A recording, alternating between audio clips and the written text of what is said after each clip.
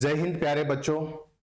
अगर आप हमारे टारगेट बैच में इनरोल होना चाहते हो जो आपको आपके सपने के हकीकत तक पहुंचाएगा, जिसमें आप सैनिक स्कूल, मिलिट्री स्कूल और नवोदय स्कूल की तैयारी करोगे, तो उसके लिए आप 8290603221 पे कॉल कर सकते हो।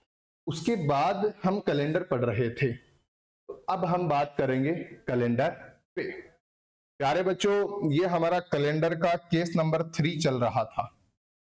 केस नंबर 3 में क्या था, जहां पे डेट, मंथ्स एंड ईयर्स तीनों ही डिफरेंट डिफरेंट थे। तो सबसे पहले हमने क्या किया था, हमने इसको अलग अलग डिवाइड किया। हमने बोला था कि भाई पहले आ रहा 5 जनवरी, फिर आ रहा 6 अगस्त। तो ये बताओ, जनवरी पहले आता है या अगस्त पहले आता है? तो आपने कहा जनवरी पहले आता है।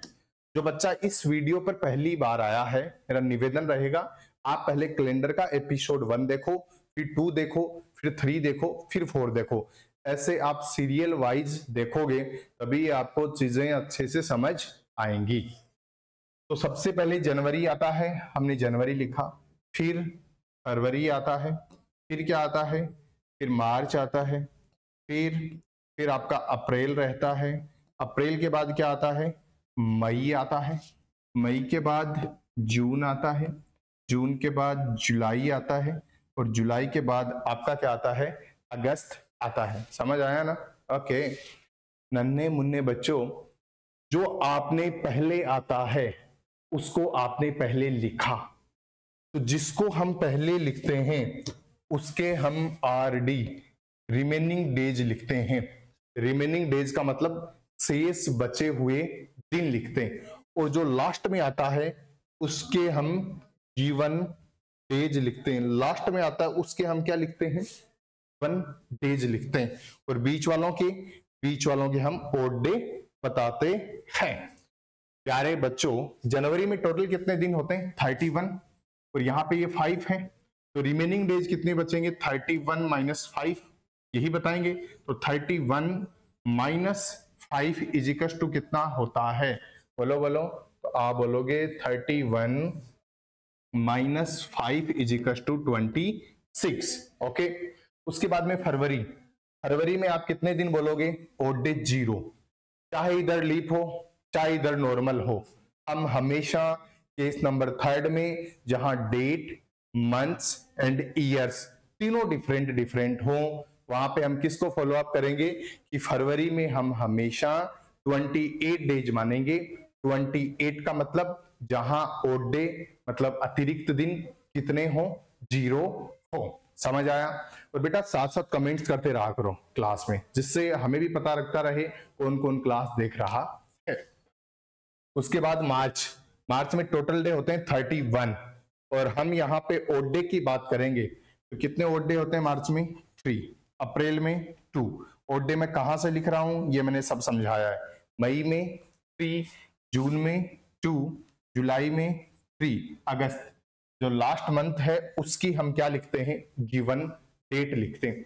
इसके बाद में हमारे पास 2 तरीके हैं, या तो हम इन सबको ऐड करें देन 7 से डिवाइड करें, या जहां 7 हो रहा है, जैसे ये 6 यहां से 1 लिया तो 7 हो गया, तो इसको 0 बना दो। क्यों कैलकुलेशन बढ़ा रहे हो? तो ये 3 और ये 3 6 और एक 1, ये भी 7, 7 का मतलब 0 हो गया। अब यहाँ पे 26 है, तो ये 26 प्लस 2 28 का मतलब भी कितना हो गया, 0 हो गया। तो बेटा इधर कितना बचा है, इधर ओनली 3 बचा है। क्या इधर कुछ बचा है क्या? नहीं जी, कुछ नहीं बचा। तो प्यारे बच्चों, आपको एक चीज बताता हूं, 6 अगस्त 2020 से आप पीछे जा रहे हो, पीछे जा रहे हो तो आप क्या करोगे, माइनस करोगे। पीछे जा रहे हो तो क्या करोगे, माइनस कितना, -3। तो आप लिख दीजिए -3। ओके। उसके सॉरी, इधर लिखिएगा इसको -3, क्योंकि यहां पे हम जो ईयर्स का है माइनस प्लस उसको लिखेंगे। अब यहाँ पे है 1997 से 2020, कितने ईयर्स का डिफरेंस है, कितने ईयर्स का डिफरेंस है, 23 ईयर्स का डिफरेंस है। कैसे निकाला 23?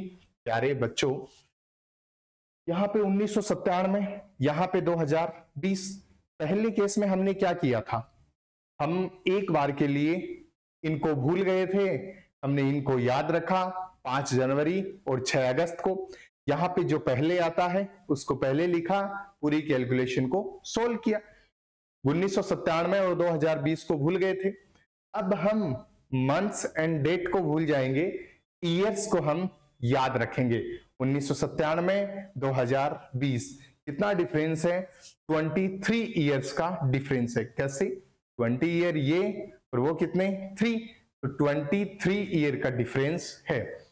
इस डिफरेंस के अंतर्गत लीप कितने आते हैं, इस डिफरेंस के अंतर्गत लीप कितने आते हैं? तो बेटा पहला जो आपका लीप होगा वो होगा 2000। कैसे पता चला, क्योंकि 2000 एक सेंचुरी है। ये मुझे कैसे पता चला, मैंने वंस और टेंस दोनों डिजिट देखे, इकाई और दहाई दोनों पे अगर 00 है तो वो क्या है, शताब्दी है, सेंचुरी है। और किसी भी सेंचुरी का लीप या नॉर्मल का पता लगाने के लिए हम लोग किससे डिवाइड करते हैं, 400 से डिवाइड करते हैं। हमने इसको 400 से डिवाइड किया, कंप्लीटली डिवाइड हो रहा है, इसलिए ये क्या है, लीप है। प्यारे बच्चों 2000 के बाद कौन है, 2004, फिर 2008, फिर 2012, फिर 2016। क्या 2020 काउंट होगा? जी बिल्कुल होगा। क्यों होगा? क्योंकि बच्चों हम 6 अगस्त तक जा रहे हैं। अगर हम 6 फरवरी तक भी जाते ना 2020 में, हम 28 फरवरी तक भी जाते ना, तब भी हम इसको काउंट नहीं करते।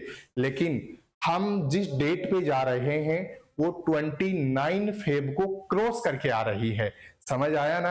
ओके, तो 2020 टोटल लीप कितने हो गए जनाब? आपने कहा 1 2 3 4 5 6, टोटल लीप हो गए 6। 23 plus 6 is equal to 29। Divide by 7, 7 से डिवाइड क्यों करते हैं? ओड डे फाइंड आउट करने के लिए। हमने 7 से डिवाइड किया, रिमाइंडर कितना बचा? 1। कैसे? 7 1 जा 7, 7 2 जा 14, 7 3 जा 21, 7 4 जा 28, 7 एकम 7, 7 दूनी 14, 7 21, 7 4 28। तो बेटा बचा कितना? एक। जो बचता है उसको हम क्या बोलते हैं? ऑड डे बोलते हैं। बोला समझ आया ना? पक्का? ओके, तो यहाँ पे एक आपका बचा। 2020 से 1997 आप पीछे जा रहे हो, तो ये किसका होगा? माइनस का एक होगा, -1 और ये -3, तो ये टोटल मिला के कितना हो गया? -4। हमने आपको एक चीज बहुत अच्छे से समझाई थी कि बेटा जी -4 को हम +3 से भी सोल्व आउट कर सकते हैं। हमने इससे पहले वाले क्वेश्चन में किया था -6 और +1। क्यों? क्योंकि हमारे यहाँ पे 7 का पेयर होता है। अगर -4 जा रहे हो तो जब भी आप माइंड में कैलकुलेशन करोगे थोड़ा सा टाइम लगेगा, प्लस जाने में इजी रहता है, तो +3 चले जाओ, वही रिजल्ट आएगा। थर्सडे +1, फ्राइडे +2, सैटरडे +3, संडे +3 से संडे आ रहा है। अब -4 से देखो, Thursday -1, Wednesday, Thursday -2, Tuesday, Thursday -3, Monday, Thursday -4, Sunday. तो इस सवाल का सटीक जवाब आपका क्या आएगा? संडे। ये आपका होमवर्क था, बताओ समझ आया? पक्का? आगे बढ़ूं? पहले स्क्रीनशॉट लो।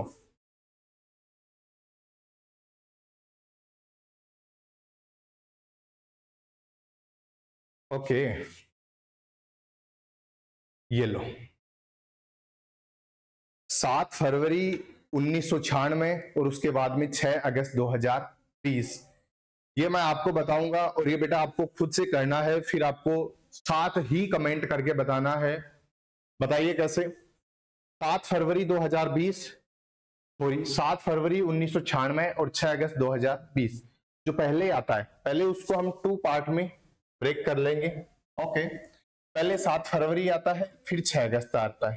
पहले हम 7 फरवरी लिख लेंगे, फिर हम 6 अगस्त लिख लेंगे, बीच के सारे मंथ लिख लेंगे, पहले वाले के हम रिमेनिंग डेज लिख लेंगे, इसकी हम गिवन डेट लिख लेंगे। बोलो समझ में आया?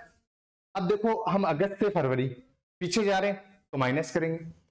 ठीक वैसे ही यहां पे भी 1996 से 2020 का डिफरेंस ले लेंगे कि भाई 24 ईयर का डिफरेंस आ रहा है। फिर लीप काउंट कर लेंगे। क्या 1996 काउंट होगा? बिल्कुल होगा। क्यों? क्योंकि 29 फरवरी 29 फेब 7th ऑफ फेब के बाद में आ रही है। 7 फरवरी के बाद में 29 फरवरी आ रही है, इसलिए हम 1996 को भी काउंट करेंगे। 2020 में हम कहां तक जा रहे हैं? 6 अगस्त तक जा रहे हैं, इसलिए हम 2020 को भी लीप में काउंट करेंगे। ये मैंने आपकी समस्या सोल्व कर दी है, ये आप खुद से करोगे, कमेंट बॉक्स में बताओगे। ये आपका 7 का होमवर्क है। और आगे बढ़ते हैं। ये क्वेश्चन ओके। अब मैं आपसे बात करना चाहूंगा रिपीटेशन ऑफ कैलेंडर पे। कोई भी चीज की पुनरावृत्ति होती ही रहती है। जब कैलेंडर बना था तो कैलेंडर का पहला दिन मंडे था, ये मैं आपको प्रूव करके दिखाऊंगा। प्यारे बच्चों, जब कैलेंडर बनाया गया था तो शुरू में ग्रिगोरियन साहब से, ग्रेगरी थे, उनसे मेरी बात हुई थी। मैंने कहा साहब आप कैलेंडर बता रहे हो, बना रहे हो, कल को आप चले जाओगे, हम ही छोड़ गए, फिर इस कैलेंडर को हम फॉलो आउट कैसे करेंगे? तो उन्होंने कहा कि ये जो मैं कैलेंडर बना रहा हूं ना, वो 400 साल के लिए बना रहा हूं। मैंने कहा उसके बाद? मतलब 500 को 100 बोलना, 600 को 200 बोलना, 700 को 300 बोलना और 800 को 400 बोलना। मतलब ये कैलेंडर था, ये 1 से लेके 100 तक, 101 से लेके 200 तक, 201 से लेके 300 तक और 301 से लेके 400 तक। मतलब ये कैलेंडर शुरुआत में 400 सालों के लिए बनाया गया था। कहने का मतलब ये भी है कि ये 4 सेंचुरी के लिए बनाया गया था। पहली सेंचुरी, दूसरी सेंचुरी, तीसरी सेंचुरी और चौथी सेंचुरी। बोलो समझ आ रहा है आपको? बेटा जी उसके बाद क्या होता है, जैसे ही आपको ईयर मिलते हैं 401 to 500, तो इसमें सारा का सारा कैलेंडर फर्स्ट सेंचुरी का ही फॉलो हो रहा है। किस सेंचुरी में? 5th सेंचुरी में।